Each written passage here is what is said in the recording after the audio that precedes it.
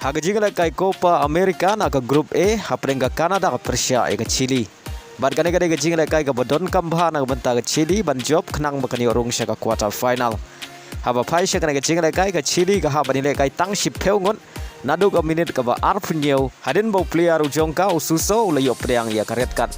Bad hadu wokor ka kela step baro artri ki kenhun ki Khlem la bat pen khijar. Haba Phai pat sya ka kela mid ka jingla kai ka ne kumju hagaba baro artli ki kenhun kila persyang bat pen khijar Henry ki Khlem la bat pen urlong hadu bokor ka kendai pe minute bat ka additional time. Bad leng ba ka ne ka jinga khai ka Canada ka layo benrung sya ka quarter final kat ba ka Chile ka bade ka ri jong Alexis Sanchez ka ha ban Leit Phai Ïing tang ha ka group stage. Hagway par ka jinga kai hapring ka ri jong Lionel Messi ka Argentina Persia ka Peru. Henry hagan ke cing lekai urang lekai bekensai jung ke Argentina o Messi u Khlem mi madan.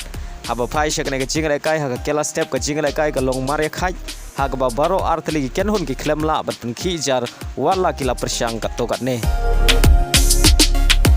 Henry ha kela mid bat tang mare sedang artat ka kela mid kata ha minute ka ba sau penyau ke Argentina ka layo bentep ya ke gol ke baningkong ha ke cing lekai Lengbau Lautaro Martinez bad ya ke bol lerapen bu do Angel Di Maria.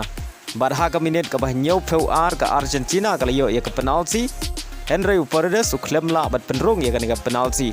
Bad ha shwa ban kod ke jing lekai kata ha minute ke bah prapen reu u Lautaro Martinez u layo biang ban tep ya ke gol ke bah ar ke jong u bad ke bah ar nang ke benta ke Argentina.